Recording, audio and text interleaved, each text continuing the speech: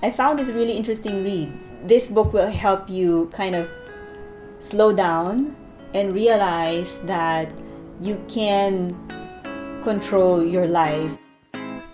I love books and I read a lot. This year I made a personal goal to read one book per week.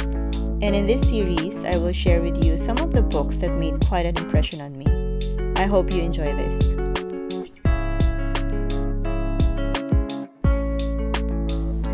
Here's another book that made it to my top for this year. It is Digital Minimalism by Newport. Choosing a focused life in a noisy world. So you'll have to bear with me on this one. I read this in January this year. So my memory of it is a little hazy, maybe a little hazy. But I do remember loving this book, and I know that this really meets my top list for the year. It was published in recently lang, 2019 if I'm not mistaken. Yep, correct. 2019. So what is it about? By the title itself, Digital Minimalism, it's really about stepping back from your devices and trying to take stock of where you are, and as the title suggests, minimize your use of your devices and minimize your dependency on your digital life. So it all revolves around that, right? It sounds pretty simple and it sounds like a straightforward idea because it is in a way, but what is most interesting to me in his book is that he gives you real life examples of comparison of living a life with lesser dependency on digital life versus fully being dependent on your devices and on your smartphone. And for good or for bad, the use of smartphone really changed the way we communicate, right? For good and bad, I have to say. So it goes both ways. There are absolutely great ways in communicating when we use the smartphone, but there are also bad effects to it, right? And whatever it is, it revolutionized the way we communicate. And now more than ever, we are becoming more and more dependent on the smartphone and on our devices. And I also like to make it clear that he is not, or this book is not anti-smartphone or anti-devices, not at all. In fact, what this book tells you is the importance of balancing it out. That's just all it is, right? Balancing your digital life with your real life, and really just teaching you or making you realize not to be a slave to your smartphone and using your smartphones and devices wisely.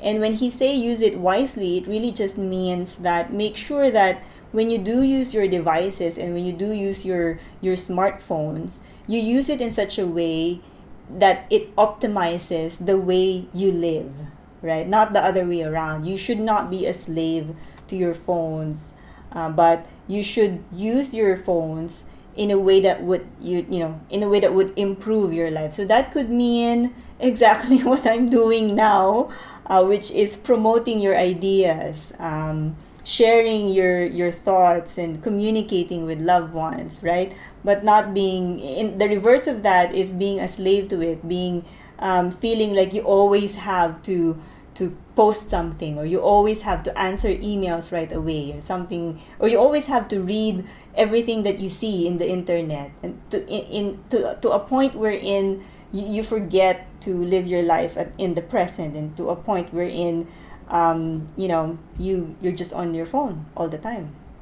So it's really a very simple idea, but it is explored in different perspectives. One of the interesting perspectives that he shared here is, like he said, the smartphone disrupted our lives, for good or for bad. And the other thing that kind of stuck with me was that the rise of mental illness was has direct correlation to the rise of the internet and the smartphones. Now I know it implies that the smartphone and the internet has something to do with the rise of mental illness, and according to studies, it does. And I think we should not deny that. I think that's something that needs to be talked about and needs to be addressed, especially if you are, if you have kids, if you have young ones at home who are now living in a life where internet is, second nature. Me, in my generation, I grew up with no internet and, just yeah, I grew up without internet, so I have that ability to kind of differentiate the two. But for those who have a family and who have kids who need to talk about these things and need to realize that the internet has a lot of, has a plethora of information that you could get, and most of them are unfiltered, and that can be, an overload of information, and could somehow affect how a child or a teenager would interpret his or her emotions or her thoughts, right? So they don't know yet how to process their emotions and how to articulate their emotions and their thoughts, and they depend, or maybe they look to the internet to understand themselves better, which maybe may not be the best way to go about it. So I really do believe that the mental illness has something to do with that, right? The internet has something to do with that. And another thing that he pointed out was how now everybody is just so scared of being alone with their thoughts. I mean, admit it. Every time you're alone, what do? You grab your phone. You cannot, now it's so, parang you can't stand being alone with your thoughts without your phone. If you're queuing in a line, going, you're buying something, or you're queuing to buy a ticket or something, what do? You grab your phone. You don't have that. Parang nowadays it's so rare to have solitude. It's so rare to just sit on a bench and then enjoy the view, right? So what he tells us in this book is solitude is important. It teaches you something. It teaches you about yourself. It teaches you about the person next to you, and it you get to know yourself better when you appreciate solitude. So solitude nowadays is very underrated. It's kind of disregarded, and people get bored easily, and they depend on their phone to entertain them. That's another thing. It parang nowadays it seems like we always need to be entertained. When you're alone, when you're sitting alone, you have to do something. You have to have stimulus. You have to have inputs, because the idea of solitude is scary. Parang what are you gonna do? There's value in learning about yourself through solitude. So that's one of the things that I loved, that he talked about here. On the other hand, the other thing that he talked about that was interesting to me was that the internet and the use of smartphone really gave us so many other new ways to communicate easily and conveniently. It's just a press of a button. It's just, one text message away, and you're already communicating with someone. But real life conversations, talking to people face to face or on the phone, that will never, the internet will never substitute that. Zoom meetings, FaceTime will never substitute a person to person, eye to eye conversation. And just to stress the point again, right?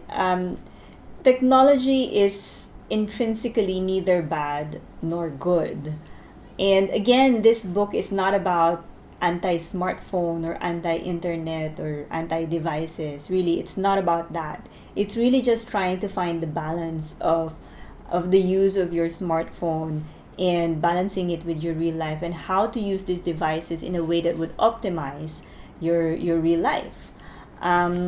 And again, it's also really about gaining or regaining control. If ever there was a point wherein you feel overwhelmed with the internet, with the social media, with emails, with work, with everything, this book will help you kind of slow down and realize that you can control your life by, or you can control your digital life by just slowing down and lessening the use of it. And more than lessening the use of it is using it smartly. Okay?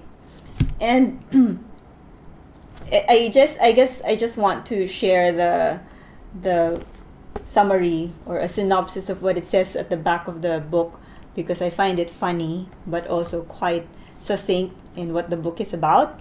So it says here, digital minimalists are all around us. They're the calm, happy people who can hold long conversations without furtive glances at their phones. They can have fun with their friends and family without the obsessive urge to document everything. They don't experience fear of missing out because they already know which activities provide them with meaning and satisfaction. So there you go. I found that intro really funny, and really quite compelling. And really, it's an attractive notion, right? He's right. Digital minimalists are indeed all around us, and they're the people who are not slaves to their phones and who uses their devices smartly. And again, I found this really interesting read. And until now, so again, I read this in January, to be exact, January 12, and I know because I documented it, January 12 this year, and now we're at the end of the year, and I still remember it, and it's still, kind of stuck with me. It really resonated with me, and I think it would resonate with everyone nowadays too. So consider it. Thank you.